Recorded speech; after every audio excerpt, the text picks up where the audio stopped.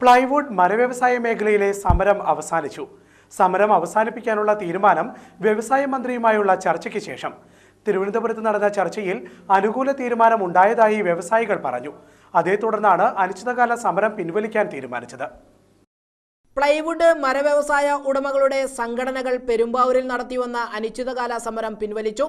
വ്യാഴാഴ്ച വ്യവസായ മന്ത്രി പി.കെ. കുഞ്ഞാലിക്കുട്ടിയുടെ നേതൃത്വത്തിൽ തിരുവനന്തപുരത്ത് നടത്തിയ ചർച്ചയിൽ തങ്ങൾക്ക് അനുകൂലമായ തീരുമാനം ഉണ്ടായതായി sawmill owners and plywood manufacturers association ഭാരവാഹികൾ പറഞ്ഞു. മലിനീകരണ നിയന്ത്രണ ബോർഡിന്റെ നിയന്ത്രണങ്ങൾ വിധേയമായി പ്ലൈവുഡ് ഫാക്ടറികൾ 24 മണിക്കൂർ പ്രവർത്തിക്കാൻ അനുവദിക്കുക, നിലവിൽ പ്രവർത്തിച്ചുകൊണ്ടിരിക്കുന്ന സ്ഥാപനങ്ങളെ ദൂരപരിധി നിയമത്തിൽ നിന്ന് ഒഴിവാക്കുക, പൊല്യൂഷൻ കൺട്രോൾ ബോർഡിന്റെ പുതിയ നിബന്ധനകൾ നടപ്പാക്കുന്നതിന് 1 വർഷം അനുവദിക്കുക തുടങ്ങിയ ആവശ്യങ്ങൾ അംഗീകരിച്ചതായി അസോസിയേഷൻ അറിയിച്ചു. കൂടാതെ പ്ലൈവുഡ് വ്യവസായത്തിന്റെ പ്രശ്നങ്ങളെക്കുറിച്ച് വസ്തുതാപരമായി പഠനം നടത്താൻ വിവിധ വകുപ്പുകളിലെ ഉദ്യോഗസ്ഥരെ ഉൾപ്പെടുത്തി കമ്മീഷനെ നിയോഗിക്കുക തുടങ്ങി പ്രധാന ആവശ്യങ്ങൾ സർക്കാർ അംഗീകരിച്ചതായി അസോസിയേഷൻ വ്യക്തമാക്കി.